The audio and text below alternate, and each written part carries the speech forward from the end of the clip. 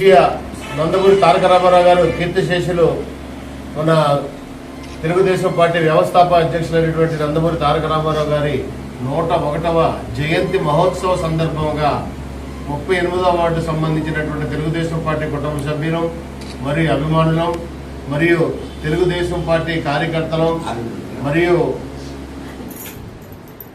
Ward corporator అయినటువంటి శ్రీమతి గోడి విజయలక్ష్మి మేము ఈ సందర్భంగా కేక్ కటింగ్ ఈరోజు చేసి ఘోష్ హాస్పిటల్లో పండ్ల పంపిణీ కార్యక్రమాన్ని చేపట్టాము.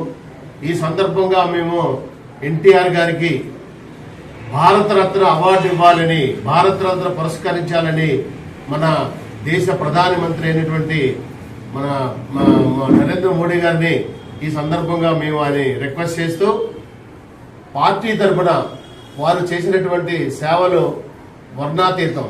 తెలుగుదేశం పార్టీయే కాదు, తెలుగువారి గుండె చప్పుడైనటువంటి నందమూరి తారక రామారావు గారు ఈరోజు తెలుగువారి ఆత్మ గౌరవాన్ని నిలబెట్టినటువంటి వ్యవహారంలో తెలుగుదేశం పార్టీ పెట్టి పేద ప్రజలకు తినడానికి తిండి, ఉండడానికి ఇల్లు, కట్టుకోవడానికి బట్ట ఇచ్చినటువంటి మహానుభావుడు నందమూరి తారక రామారావు గారు. 2 రూపాయల కిలో బియ్యం ఇచ్చినటువంటి వాడు మహానుభావుడు నందమూరి తారక రామారావు గారు.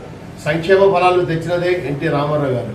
అటువంటి మహానుభావుడికి భారతరత్న ఇవ్వడం చాలా సమంజసంగా మేము భావిస్తూ 38వ వార్డు తరపున కార్పొరేటర్ గోడి విజయలక్ష్మి డిమాండ్ చేస్తూ ప్రాధాన్యత